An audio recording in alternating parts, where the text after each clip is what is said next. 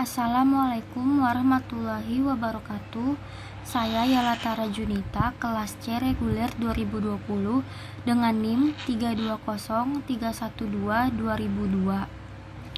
Adanya video ini untuk memenuhi ujian akhir semester mata kuliah penulisan karya ilmiah dengan dosen pengampu Bapak Daniel Harapan Parlindungan Simanjuntak MSI, Pendidikan Antropologi, Universitas Negeri Medan 2020.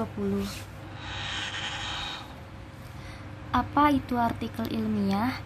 Artikel ilmiah merupakan tulisan yang ilmiah, dapat berbentuk artikel ulasan atau review artikel maupun artikel penelitian atau research artikel dari laporan hasil penelitian yang ditulis kembali oleh para penulisnya untuk dipublikasikan dalam jurnal bereputasi. Definisi lain dari artikel ilmiah yaitu karya tulis yang isinya dapat berupa laporan yang tersusun secara sistematis dan bisa berupa hasil studi atau hasil penelitian yang disajikan kepada komunitas ilmiah tertentu. Jenis artikel ilmiah berdasarkan sumber data. Yang pertama, artikel penelitian. Artikel penelitian adalah artikel yang ditulis berdasarkan hasil penelitian sendiri secara sistematis dengan mengikuti pedoman penulisan artikel ilmiah yang telah disepakati atau ditetapkan.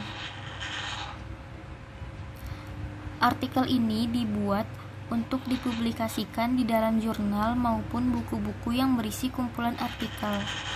Artikel ini biasanya ditulis dengan dua cara. Yang pertama, sebelum laporan. Hal ini ditulis untuk mendapatkan masukan-masukan atau saran dari orang yang ahli atau disebut juga dengan pembimbing. Yang kedua, setelah laporan teknis. Ini dilakukan setelah laporan mendapatkan revisi sehingga sudah benar-benar siap untuk dipublikasikan. Adapun yang kedua yaitu artikel non-penelitian. Artikel ini dibuat didasari sumber dari buku ataupun jurnal-jurnal penelitian lainnya. Artikel ini juga ditulis secara sistematis dan terstruktur. Bedanya adalah hanya ada pada sistem numerisasinya saja. Pada artikel penelitian, sistem penomoran harus ada, sedangkan artikel non-penelitian tidak menggunakan sistem penomoran, baik angka maupun abjad. Artikel ini berisi paragraf-paragraf yang terdiri antara 10 hingga 20 halaman. Namun, artikel ini juga memiliki bagian-bagian esensial di dalam penulisan artikel ilmiah, seperti judul artikel, nama penulis, pendahuluan, bagian isi, bagian penutup, dan daftar pustaka.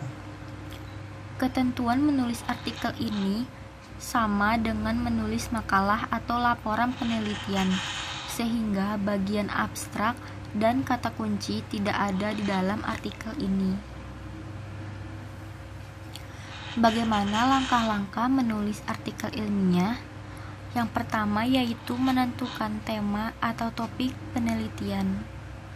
Penentuan topik ini sangat penting dalam penulisan karya ilmiah, sebab topik adalah inti utama dari seluruh isi tulisan yang hendak disampaikan kepada pembaca. Sementara itu, tema diartikan sebagai pernyataan sentral atau pernyataan inti tentang topik yang akan ditulis. Topik yang memang masih terlalu luas harus dibatasi menjadi sebuah tema. Hal-hal yang perlu dipertimbangkan dalam pemilihan topik karya ilmiah adalah isu-isu yang masih hangat, peristiwa-peristiwa nasional atau internasional, sesuatu yang dikaitkan dengan permasalahan politik, pendidikan, dan agama, serta pengalaman-pengalaman pribadi yang berbobot. Yang kedua yaitu membuat kerangka penelitian. Outline karya tulis ini berperan sebagai pemandu saat Anda melakukan proses penulisan karya ilmiah agar tulisan tidak melebar jauh dari topik yang sudah ditentukan. Outline tulisan ilmiah disusun secara hierarki untuk menunjukkan garis besar cakupan dan haluan tulisan yang berupa topik utama, serta poin-poin pentingnya yang disusun dalam subbab hingga anak subbab. Langkah ini penting dilakukan supaya karya tulis ilmiah Anda memiliki haluan atau pedoman yang jelas. Lalu bagaimana jika kita sudah menulis outline, terus tiba-tiba ada ide baru penunjang topik tulisan? Jika hal tersebut terjadi, Anda tidak dilarang untuk menambahkan pada poin-poin outline yang sudah disusun. Pada dasarnya, tujuan outline ini kan mempermudah proses penulisan alur dan mengembangkan tulisan hingga terperinci. Maka jika ada ide yang muncul, Anda bisa langsung tahu di mana letak penambahan maupun pengurangan muatan isi tulisan Anda. Dengan adanya outline ini, tanda tulisan ilmiah yang sedang Anda buat ini ditulis dengan perencanaan yang matang. Yang ketiga yaitu mengumpulkan bahan. Bahan-bahan bisa didapatkan dari berbagai media cetak maupun elektronika. Bahan-bahan tersebut dikumpulkan terutama yang relevan dengan topik dan tema yang akan ditulis. Pemilihan bahan yang relevan ini bisa dengan cara membaca atau mempelajari bahan secara sepintas serta menilai kualitas isi bahan. Anda dapat mencari bahan referensi bahan dari jurnal, disertasi, manuskrip, atau karya terpercaya dan berkualitas lainnya. Pada prinsipnya, mencari bahan literatur Anda jangan hanya terpaku pada satu sumber rujukan saja. Anda harus membuka diri untuk mencari referensi di tempat lain dengan metode berbeda agar sumber rujukan tulisan Anda semakin beragam. Yang keempat, yaitu survei lapangan. Langkah ini adalah melakukan pengamatan atas objek yang diteliti, menetapkan masalah dan tujuan yang akan diteliti dan dijadikan karya ilmiah. Langkah ini merupakan titik acuan Anda dalam proses penulisan atau penelitian. Yang kelima yaitu membangun bibliografi. Bibliografi berarti kegiatan teknis membuat deskripsi untuk suatu cantuman tertulis atau pustaka yang telah diterbitkan yang tersusun secara sistematik berupa daftar menurut aturan yang dikehendaki.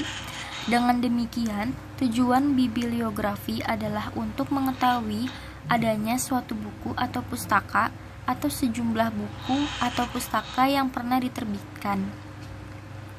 Yang keenam yaitu menyusun hipotesis. Langkah ini adalah menyusun dugaan-dugaan yang menjadi penyebab dan objek penelitian. Hipotesis ini merupakan prediksi yang ditetapkan ketika mengamati objek penelitian.